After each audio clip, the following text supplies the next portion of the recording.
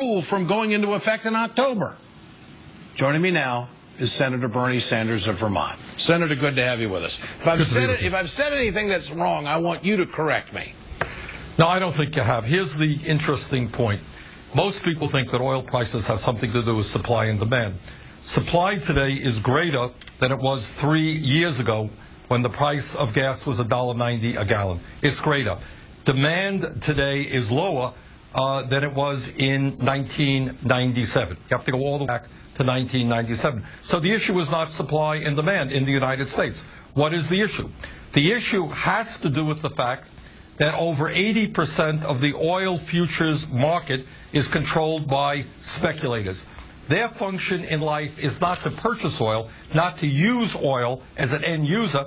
They're not in the trucking business, they're not in the airline business. Their sole purpose is to speculate and drive prices up. Sure. That's exactly what they're doing right now. And so how important is it to crack down on this oil speculation? And, of course, the Republicans are trying to stop the rule that's going to go into effect in October. We need it to go into effect right now. Of course, you'll never get it from the right. Is this the key, Senator? I think it's one of the keys. The Dodd-Frank financial reform bill stipulated that the Commodities Future Trading Commission is obligated to come up with rules, strong rules, to limit speculation. You know what? They were supposed to have done this months and months and months ago. They still haven't done it. And that is a demand that we have got to make. They've got to obey the law. Rick Santorum said today that the Environmental Protection Agency is, quote, raining terror over energy producers. What does that remark tell you?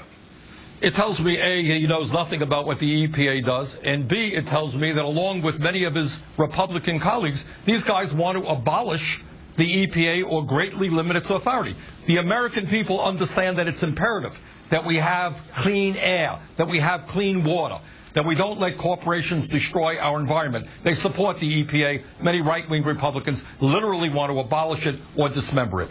So Republicans basically are lying when they say that regulation and more drilling will lower prices. That deregulation. You know, here's the bottom line here. The numbers don't match up what they are talking about. And they're trying to pin this, political football on the shoulders of the president that he is the problem that gas is going up. The Democrats, I think, have got to scream at the top of every building to make the American people understand how this is controlled on Wall Street. And if it's 56 cents a gallon, is that that's added to this because of speculators, is that the difference between a good and a bad economy, in your opinion? And well, look, I come from a rural state, and people drive 50, 100 miles to and from work every single day, and that's true all over America.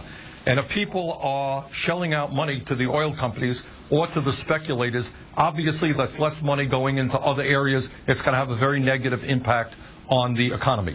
But the point here is, if supply in the United States today is high, and if demand is low, what the American people understand is there are other causes for the $3.70 that we're paying for a gallon of gas right now. Senator, great to have you with us tonight. I would love to see Rick Santorum's website post all the different oil companies that are operating in North Dakota.